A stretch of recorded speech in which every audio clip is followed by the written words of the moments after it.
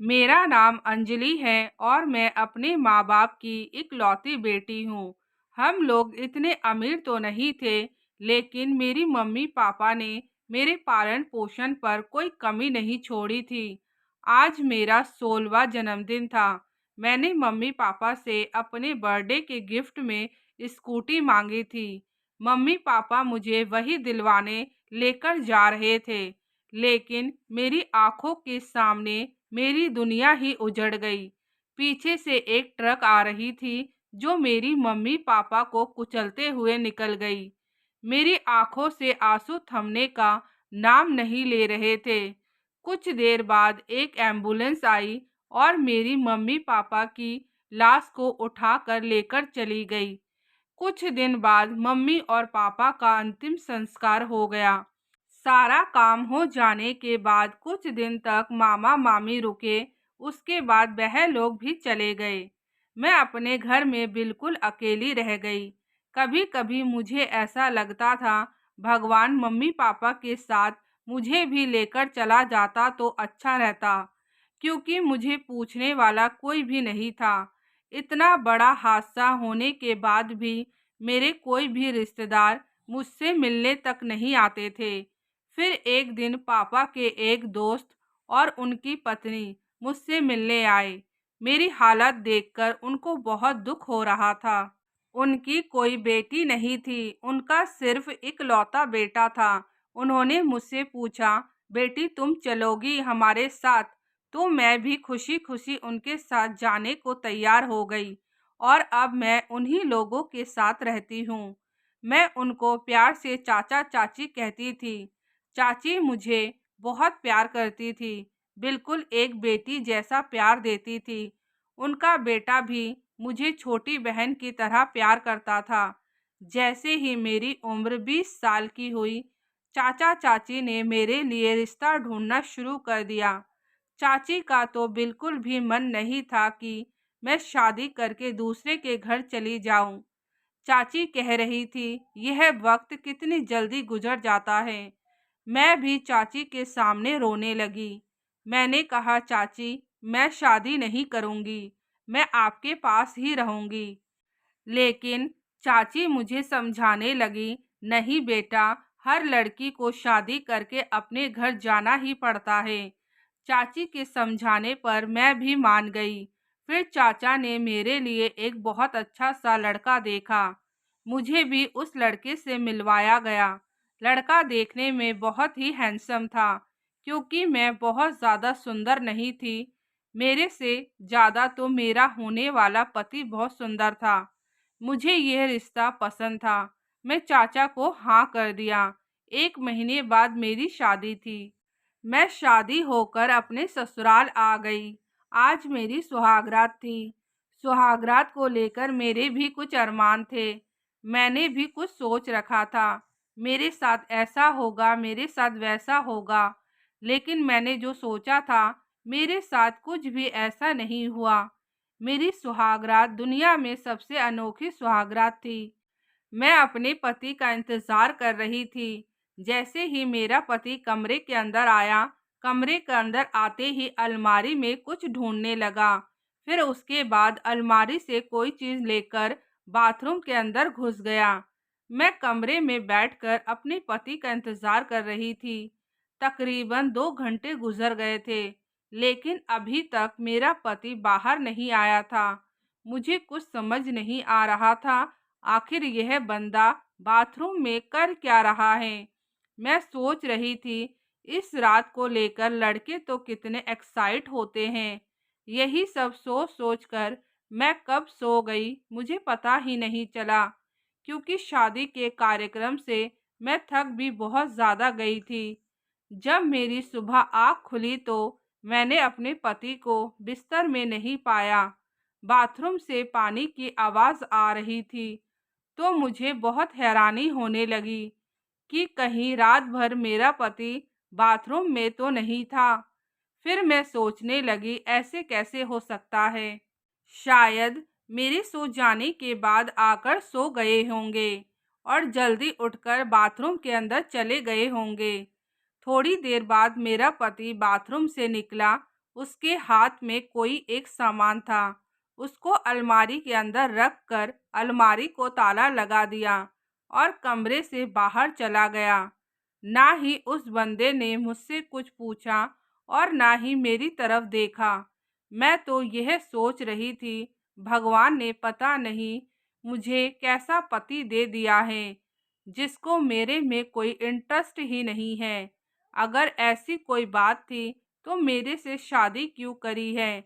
देखते ही देखते मेरी शादी को 1 महीना बीत गया, लेकिन अभी तक मेरे पति ने मुझे छुआ तक नहीं था, यहाँ तक कि मुझे देखता भी नहीं था। मेरे दिमाग में हजारों सवाल घूम रहे थे। आखिर मेरा पति घंटों घंटों तक बाथरूम में क्या करता रहता है और अलमारी के अंदर पता नहीं क्या छुपा कर रखता है। मैं तो यह सोच रही थी, कहीं मेरा पति नामर्द तो नहीं है। अगर ऐसी कोई बात है तो पूरे घर में यह बात पता होगी, लेकिन मुझसे छुपाया जा रहा है। मैं अपनी चाची से ये बात करना चाहती थी, लेकिन मुझे शर्म बहुत आ रही थी। आखिर मैं चाची से इस बात को कैसे करूं? मैंने अपनी चाची को फ़ोन लगाया और चाची से बात करने लगी, लेकिन मेरी हिम्मत नहीं हुई कि मैं अपने पति के बारे में उनको बताऊं। एक दिन मुझसे रहा नहीं गया और मैंने मन में सोच लिया था कि मेरा पति बाथरूम में जाकर क्या करता है, आज मैं पता ही लगा कर रहूंगी। जैसे ही मेरा पति कमरे के अंदर आया, मैं सोने का नाटक करने लगी। जैसे ही मेरे पति को लगा मैं सो गई हूँ, उसने अलमारी से एक चीज निकाली और बाथरूम के अंदर चला गया। मुझे तो यह पता था कि बाथरूम से इतनी जल्दी यह बाहर नहीं निकलेगा, इसलिए मैं बाथरूम की पिछली तरफ गई और खिड़की से झांकने की कोशिश करने लगी, लेकिन खिड़की काफ़ी ऊपर थी, जिस कारण मैं अपने कमरे में दोबारा आई और यहाँ से एक स्टूल उठाया और वापस दोबारा खिड़की के पास गई। मुझे डर भी बहुत ज़्यादा लग रहा था, मेरे हाथ पांव कांप रहे थे। फिर भी मैं हिम्मत करके स्टूल के ऊपर खड़ी हुई और खिड़की से झांक कर देखने लगी, आखिर मेरा पति कर क्या रहा है। मैंने जैसे ही मेरे पति को देखा, मुझे अपने पति के ऊपर शर्म आ रही थी। मेरा पति जो कर रहा था मैं उसको किसी को बता भी नहीं सकती थी। अब तो बेशर्मी की हद हो गई थी। मैं स्टूल से नीचे उतरी और अपने कमरे में आ गई। अपने पति का इंतजार करने लगी। जैसे ही मेरा पति बाथरूम से निकला, मैंने उनको कहा, अगर आपको यह बीमारी थी तो आपने मुझसे शादी क्यों करी।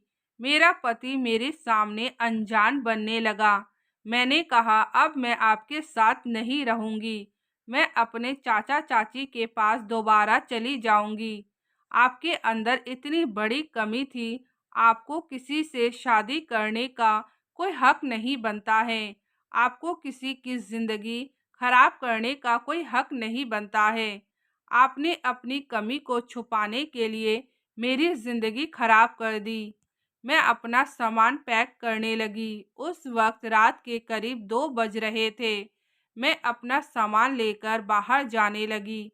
मैं अभी घर के मेन गेट तक नहीं पहुंची थी तो मेरा पति दौड़ते हुए आया और मेरा हाथ पकड़कर कमरे तक खींच कर लेकर आया और कहने लगा, इतनी रात को कहाँ जाओगी।